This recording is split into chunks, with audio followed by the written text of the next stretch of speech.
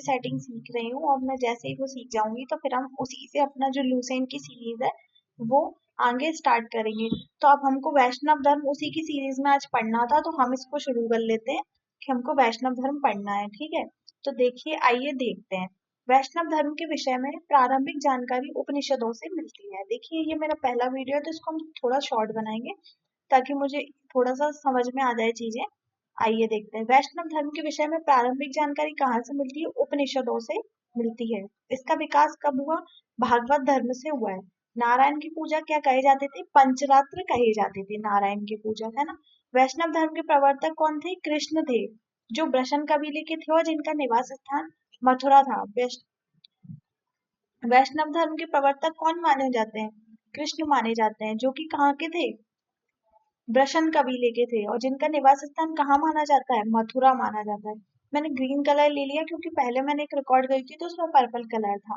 कृष्ण का उल्लेख सर्वप्रथम कब हुआ है? छांदोग्य उपनिषद में देवकी पुत्र और आंगिरस के शिष्य के रूप में हुआ है। वासुदेव कृष्ण का सबसे प्रारंभिक अभिलेख वेशनगर स्तंभ अभिलेख में पाया गया है। मतलब कि जो कृष्ण जी थे उनका सबसे पहले उल्लेख कहाँ पे हुआ? तो वेशनगर स्तंभ लेख में हुआ। ठीक है, और जो छंदों के उपनिषद में उसमें सबसे पहले कृष्ण का अभिलेख हुआ है ना, उल्लेख हुआ है।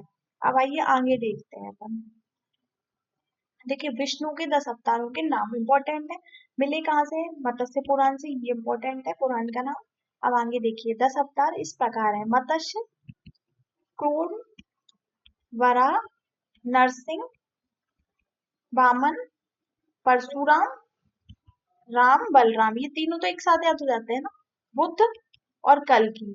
ठीक है, अब गुप्त काल में विष्णु का बड़ा अवतार सबसे ज्यादा प्रसिद्ध रहा है। विष्णु का जो बड़ा अवतार है वो सबसे ज्यादा प्रसिद्ध रहा है का गुप्त काल में, है ना, ये गुप्त काल।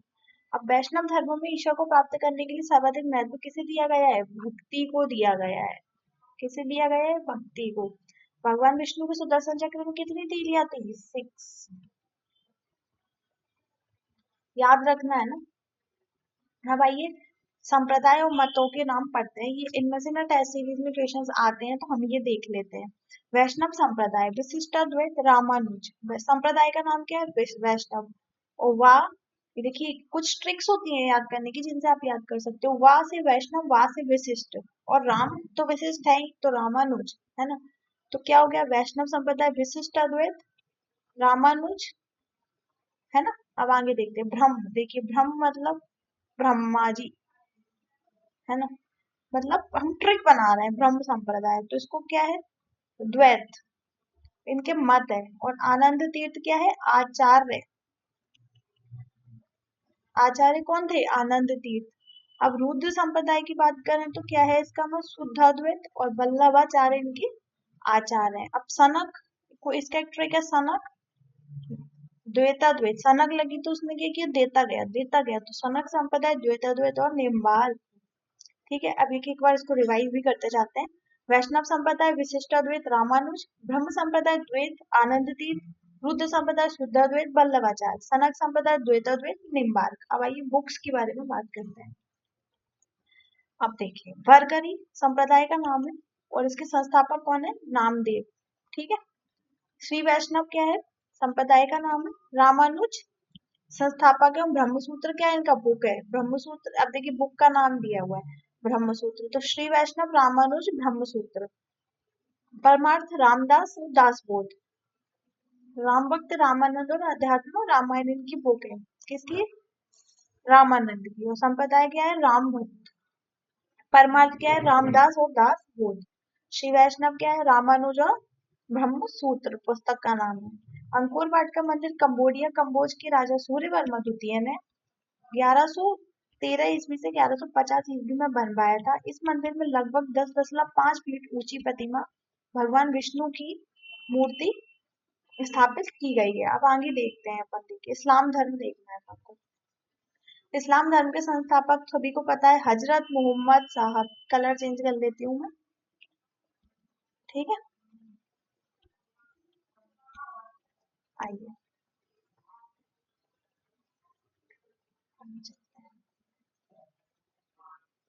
हजरत मोहम्मद साहब थे।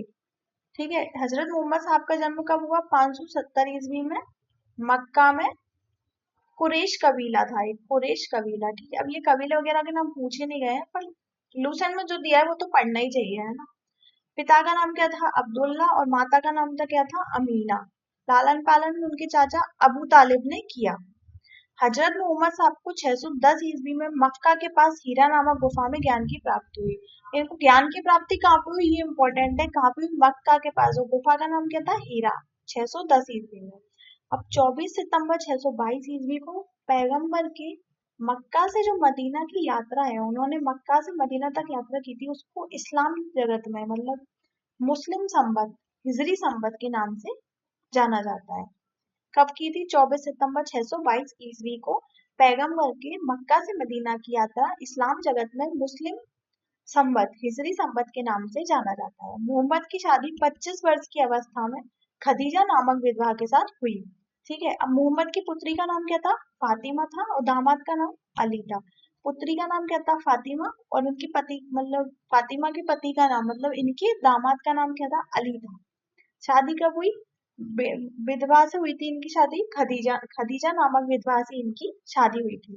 देवदूत जिब्रियल, अब देखिए देवदूत जिब्रियल ने पैगंबर मोहम्मद साहब को कुरान अरबी भाषा में संप्रेषित किया। एक देवदूत थे जिब्रियल, उन्होंने क्या किया? मोहम्मद साहब को कुरान जो है उनको अरबी भाषा में दिया। कुरान इस्लाम धर्म का क्या है? पवित्र ग्रंथ माना जाता है। इसमें कितने अध्याय है, कितने में बटी हुई है, ये इतना इंपॉर्टेंट नहीं है। 114 अध्याय है, बस इतना है, पढ़ लीजिए आप। आगे देखते हैं। पैगंबर मोहम्मद साहब ने कुरान की शिक्षाओं का उपदेश दिया। हजरत मोहम्मद साहब की मृत्यु कब हुई? 632 में। अब इन्हें मदीना में दफनाया गया, ठीक है। मोहम्मद साहब की मृत्यु के बाद इस्लाम जो है वो सुन्नी और शिया नामक दो पंथों में विभाजित हो गया। सुन्नी उन्हें कहते थे जो सुन्ना में विश्वास करते थे, और सुन्ना क्या था? मोहम्मद पैगंबर साहब के जो कथन और कार्य थे उनका विवरण जो था वो सुन्ना कहलाता था। अब आइए आगे देखते हैं। महात्मा बुद्ध की सेवा में बिंबिसार ने राजवैद्य जीवक को भेजा। देखिए हम थोड़ा सा आगे पीछे हो गए हैं, एक सेकेंड, पेज नंबर देख लेते हैं। आइए आगे देखते हैं।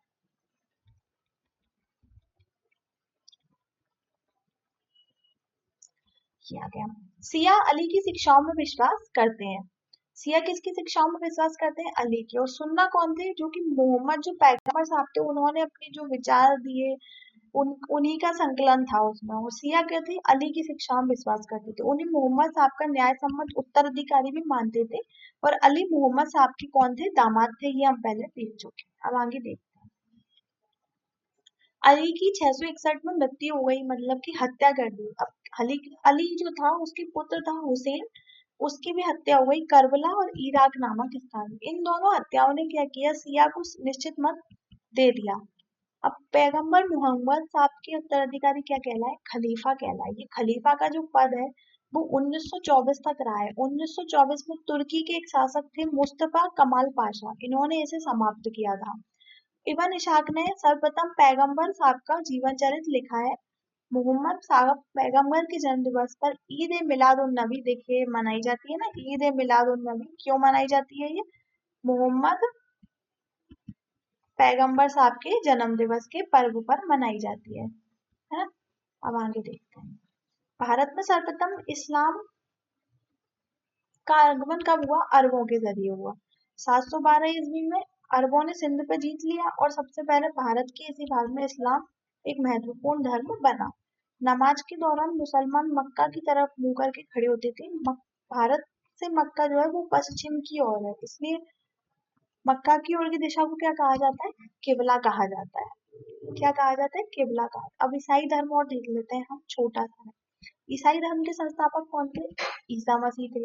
ग्रंथ कौन सा था इनका? बाइबल। ईसा मसीह का जन्म जेरूसलम के निकट बैथलेहम नामक स्थान पर हुआ। ईसा के जन्म दिवस को क्रिसमस के रूप में मनाया जाता है। ईसा मसीह की माता का नाम मैरी और पिता का नाम जोसेफ था।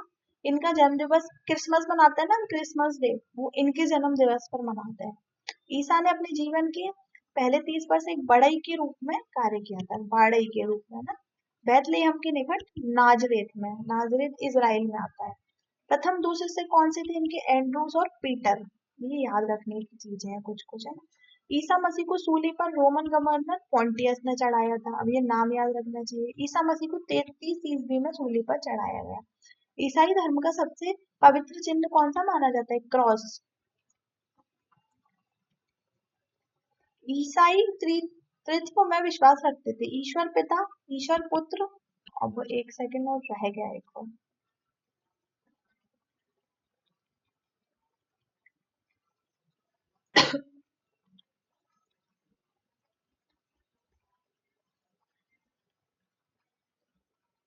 देखिए आ गया। ईश्वर पिता, ईश्वर पुत्र और ईश्वर पवित्र आत्मा, है ना।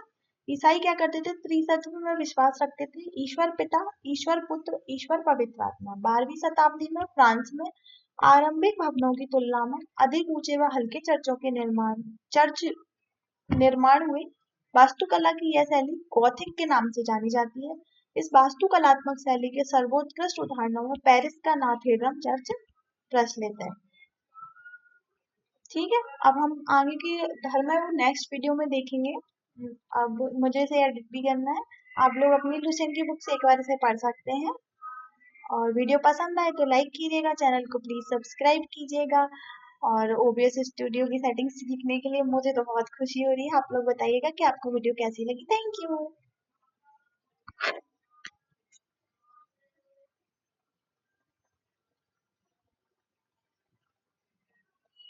हेलो दोस्तों, जैसा कि मैंने आप सभी से कहा था एक शॉर्ट में कि मैं ओबीएस स्टूडियो की सेटिंग सीख रही हूँ। मैं जैसे ही कुछ सीख जाऊंगी तो मैं उसी से अपना जो लूसेंट की सीरीज है वो आगे स्टार्ट करेंगे। तो अब हमको वैष्णव धर्म उसी की सीरीज में आज पढ़ना था, तो हम इसको शुरू कर लेते हैं कि हमको वैष्णव धर्म पढ़ना है। ठीक है, तो देखिए आइए देखते हैं। वैष्णव धर्म के विषय में प्रारंभिक जानकारी उपनिषदों से मिलती है। देखिए ये मेरा पहला वीडियो है जिसको हम थोड़ा शॉर्ट बनाएंगे।